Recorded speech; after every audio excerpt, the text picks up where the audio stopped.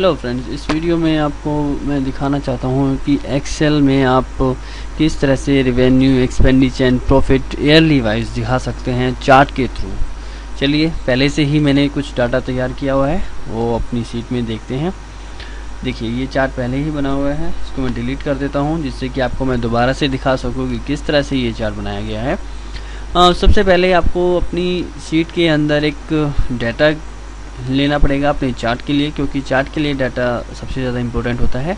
और इस डाटा के अंदर मैंने तीन चीज़ें ली हैं। एक तो ईयर्स हो गया है 1999 से लेके 2002 तक। उसके बाद में जो है टोटल रिवेन्यू है yearly wise, total expenditure is also yearly wise and total profit is there, right. And मैं चाहता हूँ कि ये जो डाटा है, ये सारा डाटा चार्ट के थ्रू मैं रिप्रेजेंट कर सकूँ। तो सबसे पहले अपना कर्सर वहाँ लीजिए जहाँ आपको चार्ट चाहिए, वैसे इससे कोई फ़र्क नहीं पड़ता है। और इंसर्ट पे जाइए और क्लिक कीजिए कॉलम। और इस वीडियो के लिए मैंने 2D कॉलम को सिलेक्ट किया है और ये बार्स में रिप्रेजेंट होगा, जो कि सबसे सिंपल होता है। और जैसे कि आप देख पा रहे हैं, अभी इस चार्ट के अंदर कोई भी बार्स जो कि डाटा रिप्रेजेंट करते हैं वो नहीं है। उसके लिए हमें सबसे पहले इसमें चार्ट के लिए डाटा को सिलेक्ट करना पड़ेगा। अभी डाटा हमने सिलेक्ट नहीं किया है, तो उसको सिलेक्ट करने के लिए आप सिलेक्ट डाटा पे आइए। जैसे ही आप क्लिक करेंगे तो आप मार्चिंग आर्ट्स का एक सेल देखेंगे। इसको आप कर्सर के थ्रू या फिर सीधे कर्सर से लेके जो भी आपका डाटा है उसे आप सिलेक्ट कर लीजिए। और जैसे ही आप इसे कर्सर को छोड़ेंगे तो डाटा जो आपका चार्ट है वो ऑटोमेटिकली ही बन जाएगा। लेकिन एक्सेल अभी ये नहीं समझ सका है कि आपका जो डाटा है वो किस तरह से रिप्रेजेंट करेगा। ये चीज़ आपको चार्ट को आप ही को बताना होगा, जिससे कि आप अपने चार्ट को एक मीनिंगफुल, सेंसिबल एक चार्ट दे पाएँ और किसी के सामने दिखाएं तो अच्छा लगे, राइट। तो चलिए, इसको थोड़ा मॉडिफाई करना पड़ेगा। अभी क्या है कि ईयर्स जो है मैं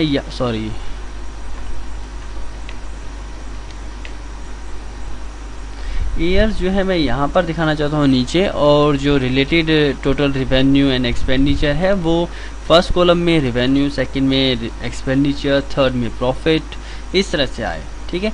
अभी आप देख रहे हैं जो चार्ट बना है इसके अंदर सीरीज 1 2 3 4 करके आया है, और जो हमारे जो कॉलम के नेम है वो नीचे आए हैं, राइट। अब लेकिन मैं चाहता हूँ कि कॉलम के नेम की जगह पे यहाँ पे ईयर्स आ जाए, 1999, 2001, 2002 इस तरह से आ जाए, और जो सीरीज 1 2 3 की जगह पे आ जाए total revenue, total expenditure and total profit. तो इसे करने के लिए सबसे पहले जैसे कि हमें हॉरिजॉन्टल लाइंस को वो करना पड़ेगा मॉडिफाई, और ईयर्स का कॉलम हमें सिलेक्ट किया क्योंकि सबसे पहले ईयर्स ही आ रहा है। और इस पर एडिट करने के बाद में हमें यहाँ पर क्या चाहिए, हमें चाहिए ईयर्स। तो हम सबसे पहले ईयर्स को सिलेक्ट कर लेंगे, ठीक है। देखिए, 1999 से लेके 2002 तक यहाँ पर अपने आप ही डाटा सिलेक्ट हो गया है। अब इसे आप ओके कर सकते हैं। अब सीरीज 1 2 3 4 को आपको मॉडिफाई करना है। इसके लिए सिंपल है, सीरीज 1 तो हमें ज़रूरत नहीं है, तो हम इसको डिलीट कर सकते हैं, ठीक है। अब हमारे पास में सीरीज 2 3 एंड 4 जो कि total revenue, total expenditure and total profit है।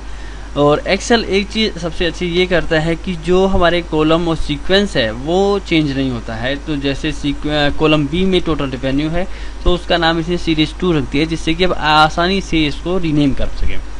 तो चलिए रीनेम करते हैं, जो कि हमारा टोटल रिवेन्यू है सीरीज 2 के नाम से।